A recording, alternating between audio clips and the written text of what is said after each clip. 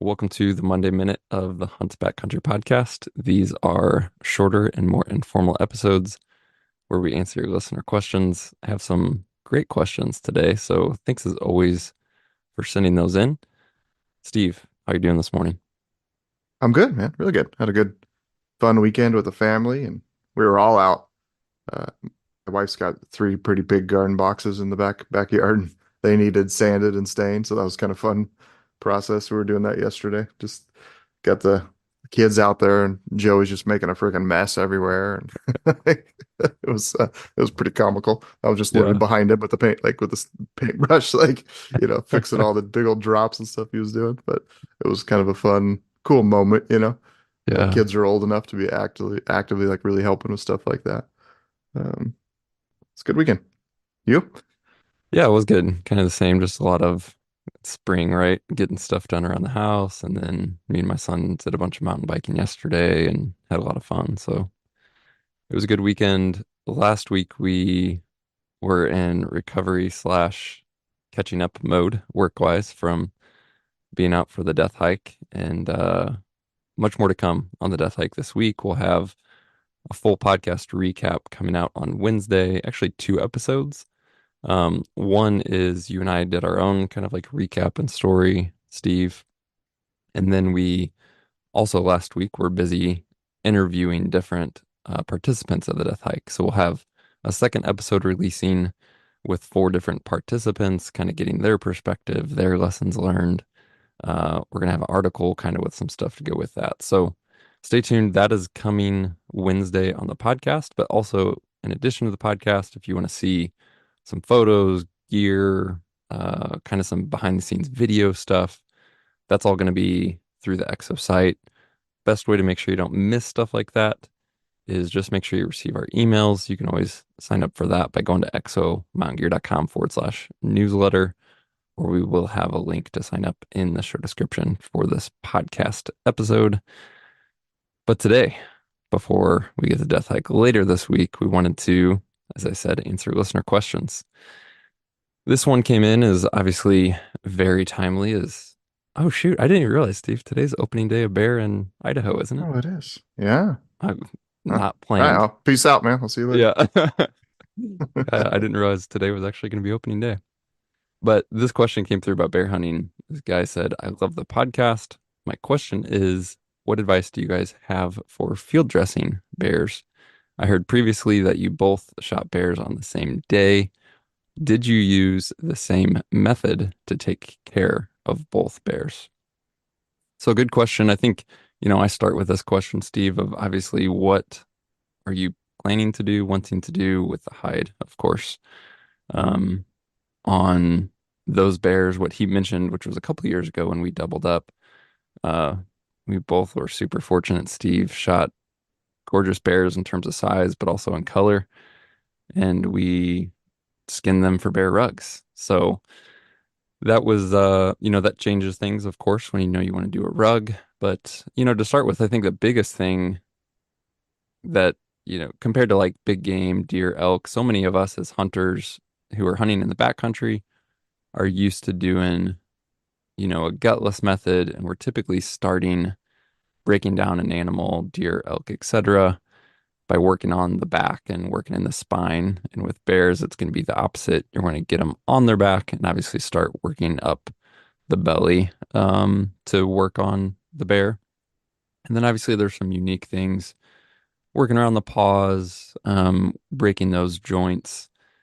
I'll leave a link to a video that I think is a very helpful description because obviously this is hard to get into in too much detail, audio only via the podcast. So I will leave a link to a good overview video. But Steve, I guess to elaborate just a little bit, like any tips, takeaways, little things you do be aware of, just to get into that.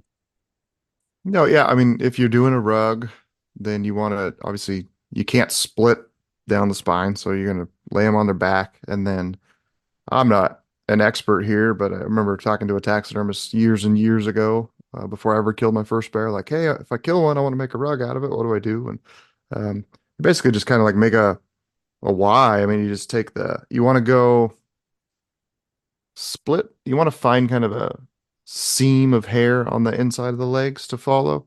Hmm. Um, and it's kind of right on the I don't know, kind of the inside side of the arm, I guess you would say. Yeah. Um, and just split.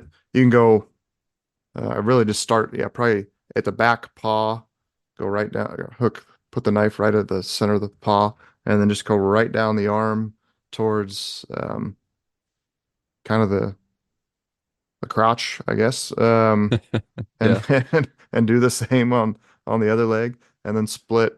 And you want to make sure it's real easy, you're on a hillside and things are twisted or whatever. Make sure that the bear is not twisted, Yeah, that's a so that it's great it's tip. really truly laying on its back. So you're not like, oh, I think I'm cutting up the middle, but then you go to reposition the bear and realize that you're like 6 inches off center.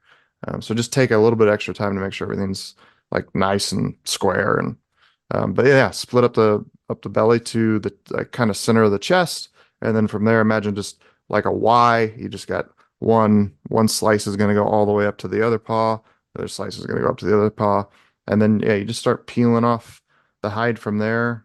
As far as like taking care of the paws, again, I don't even mess with that. I just skin all the way up right into like the kind of joint of the wrist, and then just you're gonna leave that attached, but then just start skinning around it. It takes a little bit of finesse and time right there to not cut the hide, but also get that off, and then usually you can just break the joints. That's like a misconception I had certainly early on in my hunting is you always needed a bone saw with you, and I haven't used a bone saw in forever.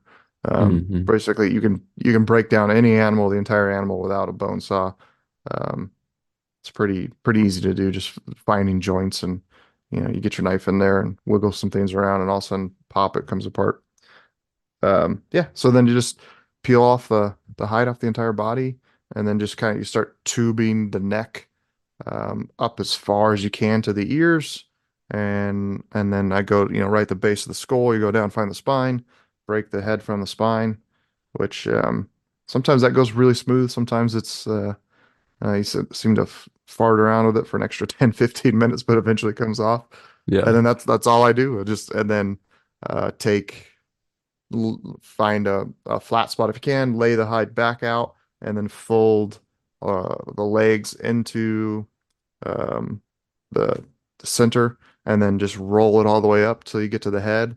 Try to roll it up nice and tight, and then you can strap that right to the top of the pack underneath the lid, or put it in the pack if you want. Lots of options from there, but that yeah, seems to work pretty well for me.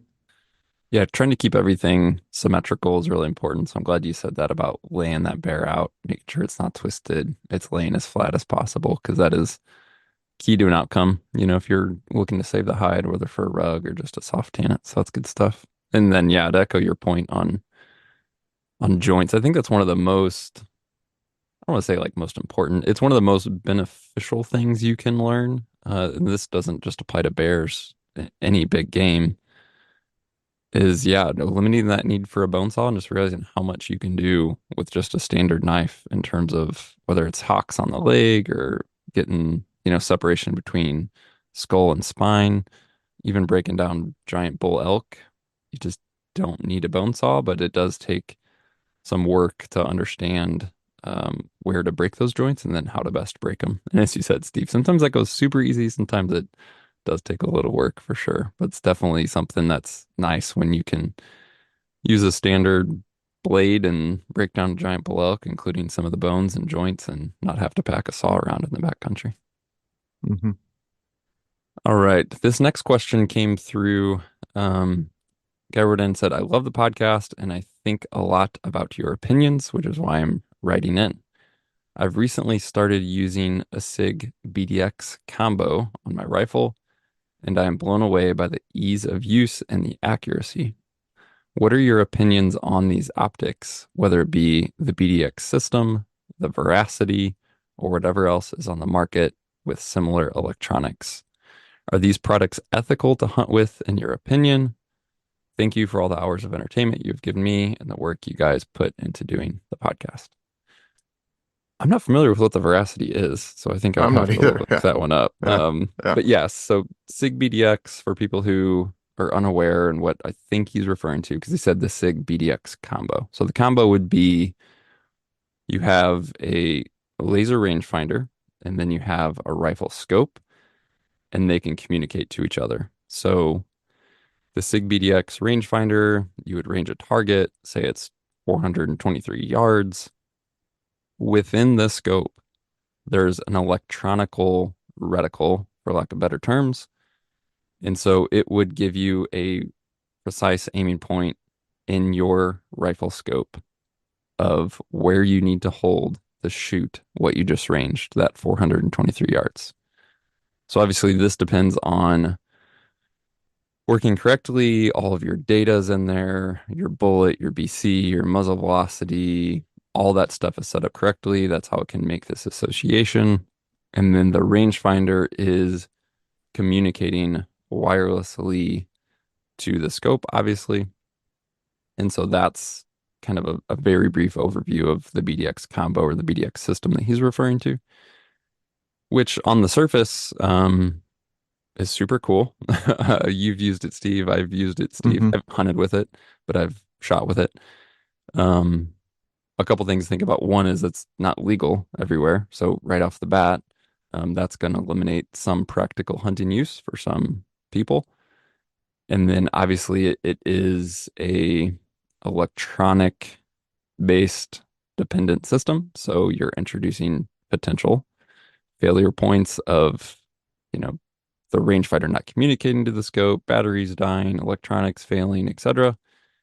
And most of those rifle scopes can be used in a non-smart, non-electronic fashion. They still have a standard reticle and turrets in them. So those are all asides. But I think to get to his point of is it ethical? I mean, this we could talk for an hour about this, and I think some of these topics are worth getting more into. So it would be good to do that in the future. At the end of the day, for me, I can't say that the device or the technology is inherently ethical or unethical, but I think how it is used could lead to unethical behavior. And my biggest kind of concern with systems like this, Steve, are the fact that just because you can range something at 400, 600, 800 yards and get a holdover point in your rifle scope that is maybe 100% precisely accurate in a perfect system doesn't mean that you as the shooter are capable of executing that shot or should be taking it in the conditions in which you just arranged it and are maybe considering taking the shot. So I think it is it enables overconfidence for some folks and could lead them to take shots that they shouldn't take, if that makes sense. 100%. Yeah. Now, it like might is it ethical? 1000% anything that's going to increase your accuracy and have you make more lethal shots uh, is certainly ethical, if not preferred. Uh, the flip side is uh, human nature. Like you just kind of go, oh, well, 500 yards is easy now. Can I do 700? Can I do 800? Can I do 900? And that's where you directly went to, Marcus. Yeah, like if if it becomes easy to make these quote unquote shorter range shots, then it's very natural. And I mean, you're just gonna have to put your own governor on yourself of like, nope, that's too far, right? And through my I don't shoot 1/1000th as many rounds as some guys out there do shoot year round, but just through my experience, 600 yards seems to be kind of that things just like to kind of start falling apart for me where I stop hitting exactly where I'm expecting to hit every single time, right? So for me, I have that 600 yards, everything's got to be perfect, and then I'll shoot under that. And once you go past that, I'm basically like, no, I need to get closer. So that's up to everyone to determine. Um, the product itself, I took it, the SIG BDX system, I took on my very first doll sheep hunt back in 2020. And frankly, I really liked it. Very nervous about the the failure for the rangefinder to connect to the rifle scope. Just that that's obviously something that can happen. You're dealing with an electronic connection, you're out in the middle of nowhere. There are fail safes built into their system. So if that does happen, but if it does kind of happen in the heat of the moment, if you're not like practiced and ready to adjust for that, then um, that could be bad. But it was definitely as we were stalking animals, I'm sitting there like I'd range a rock and then make sure that I can't remember, like a little light would flash on the rifle scope, I believe, that would say it was Yeah. connected. So Mm. you knew, okay, all right, it's good. But yeah, the use of it was fantastic. Like you didn't have to worry about anything. Range puts a little red dot exactly where you need to aim and you shot. And it was really cool. One of my favorite features was that it had inside the reticle on the extreme left and right of your windage bar was little arrows that told you if you were out of level or not. And I wish that was in other scopes just because it was Hmm. so nice. You were just in the scope, especially on that. Like it was like a sheep hunt, it was very steep up and down, side hill stuff. And you're just in the scope and little arrow says, can't this way or can't that way. And then everything would be green, if I remember right, when it was all lined up and you were good. You could set the sensitivity to like a half a degree or 1 degree, I believe. So you could say how sensitive you want it to be. And man, that was cool. So um, definitely once for me with all these newer rangefinders coming out that have everything built into them. So that I'm still running the SIG EL range TAs. You're running the um, Revics. Revik. Yeah. Yeah, you've got your sensors for altitude and pressure in there. You've got temperature sensors. You've obviously got the range, and then it's going to tell you exactly what to dial on your scope. And that system is pretty fantastic, frankly. Like it's you got the rangefinder, which you're still limited to an electronic that could fail, but um, worst case, you just got your regular rifle scope, and you're zeroed out to 100. And obviously, as a backup, I've got my ballistic chart on my phone that through that ballistic app. And so if my rangefinder completely, fell off a cliff or something was gone and somebody else had one, then I could certainly get a range and then go look and dial. But um, dial based off of the ballistic chart and know like, okay, at 400 yards, I've got, 9.5 inches of drop or whatever it is. So Yeah. yeah, um, cool product. No, again, I'm like anything that's going to make you more accurate is just inherently going to be more ethical because you're going to consistently make cleaner kills. It's just within us to govern ourselves, to put a limiter on like, okay, nope, that's too far. That's beyond my capability, and that's not an easy thing for people to do. Hmm. Um, it's not. It's natural to want to stretch and push the limits. It's natural to think you're more capable than you are. So you just have to do a really honest assessment of your capabilities. And I don't know any other way to do that, but then just go practice, right? Like, I mean, if you're setting up you're relatively new to archery or you've been shooting for a while, but you're making some improvements, you need to go put a deer target in some very realistic terrain that you're going to be hunting and see what you're capable of and what's, say you're put that deer target at 70 yards. Do you need to hit it in the heart 10 out of 10 times? Is that like, I mean, you could also like, how Yeah. accurate do you got to be? What was that article we just posted? Oh no, that's this week's, isn't it? Or did that go out Uh, last week's it email? just went out last week. Yep. Okay. Yeah, where Kirchner's talking about ethics and not ethics, but wounding animals. And basically, if you hunt long enough, it's going to happen. Um, there's so many variables that are out of your control. You just do your best to rein those in and limit your kind of exposure to the potential for a bad shot. But eventually, it's going to happen. So you immediately have to conclude that there is some margin for error, right? Hmm. Just what is that? Is it, yeah. If you're okay, I can shoot any animal I want at 600 yards. So you go out to the mountains, you hang up some steel. Do you need to hit, 10 out of 10 shots on that? Is it 9 out of 10, 8 out of 10? Um, that's again up to the person to make that decision. Yeah, that article for people who didn't see it, we'll leave a link in that to the show description. And it's good in the sense that it doesn't answer every question, but it almost raises more questions that I think all of us should proactively think through before we find ourselves in a situation. Yeah. Because as you said, Steve, and as the article said, like practice all you want, take shots you're fully confident in, like do all those right things. But even when you do all that, you can still find yourself in a situation where potentially you've wounded an animal or you're questioning if a shot was fatal.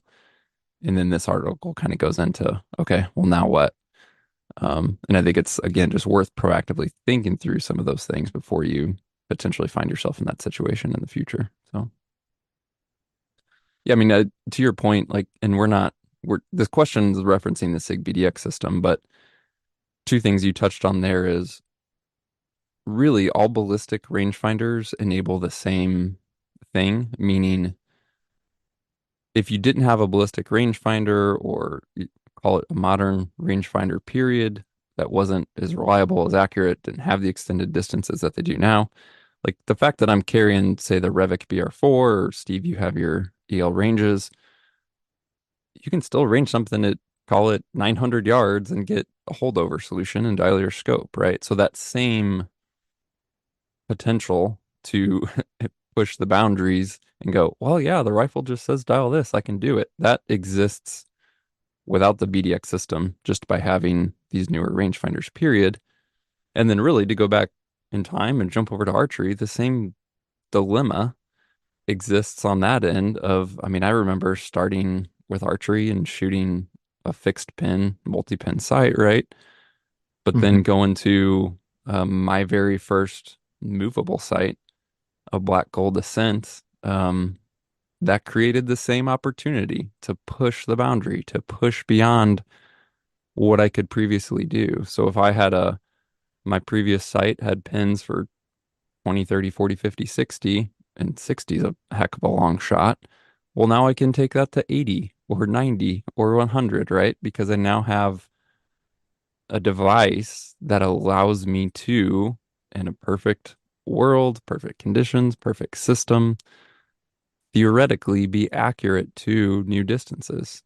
So it's easy to pick on the new technology. It's easy to pick on like the SIG BDX, but yeah, go back 10 plus years ago and the same thing happened by moving to a slider sight on my bow over a decade ago. That same opportunity to push distance and to move from, as you said, Steve, something that is meant to make you more accurate, more capable, kill animals more quickly and effectively now opens up the door to do the exact opposite, really.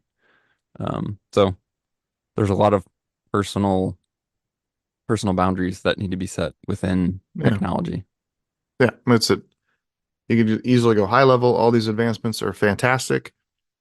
They're making us more accurate, better shots. It's just instantly that happens, then we're greedy. Like, oh, well, now I can shoot further. And that's a slippery slope.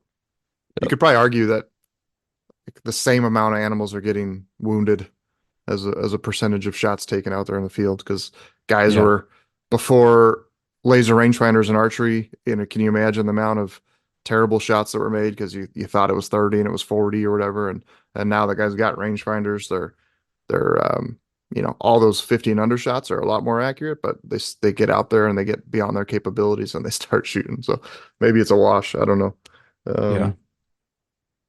Um, yeah, again, it just to me, I'm all about anything that's going to increase my accuracy, and I just know that I'm able to put brakes on, through practice on what my capabilities are, and just hold to those once I get out there in the field. So I'm really curious to hear what you say to this one. This gentleman wrote in and said, how do you, and he has in quotes here, toughen up your feet in the off season? He said, I drive a desk for my day job and I look forward to elk and deer season all year long. I tried to diet and work out for the mountains, but every year my weakest link is my feet. I've tried sock liners, Leukotape, moleskin, and even ordered a pair of custom insoles, all without success.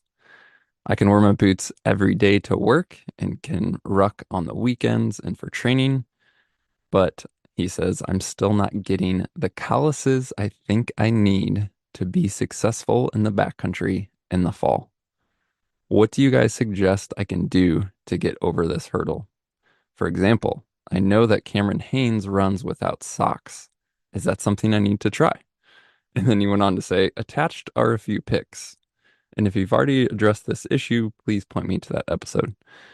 Uh, he did attach a few pictures to his email, and his feet are absolutely tore up with terrible, like, yeah, half dollar size blisters and all kinds of issues. I I saw this question, Steve, and I have a bunch of thoughts on it. I want to a little bit narrow down on the calluses and this idea of toughening up the feet because that's what he's addressing. I don't feel like I have good calluses on my feet or that they're particularly tough, but I also don't struggle with blisters like he does. And then you and I, Steve, were, I think, at the beginning of the death hike last week, and you mentioned something about calluses and like shaving them down. So I think you do Hmm. have more calluses on your feet. I don't feel like I do. Yeah, where do you go from here, Steve? Hmm. But yeah, I do get them on like the inside of my big toe and then my heels. And what I've experienced, and that only it showed up on the first 100-mile death hike where it's kind of the outside edge of my heel. There's a pretty good callus, man. I mean, they get like thick, certainly more than an eighth of an inch. And basically that thick skin isn't, is dead skin. Then inside of that, there's the actual my live skin and heel rubs against the callus, and I got a really big blister that's between the two, and they're hard to pop because it's all the way through that callus. So in fact, Dang, yeah, I could send you pictures of my heels right now that's from the okay. hike. I'm good. Yeah, you don't need any more pictures. No. Um, but yeah, you can see how thick the callus is. It's pretty interesting. So yeah, I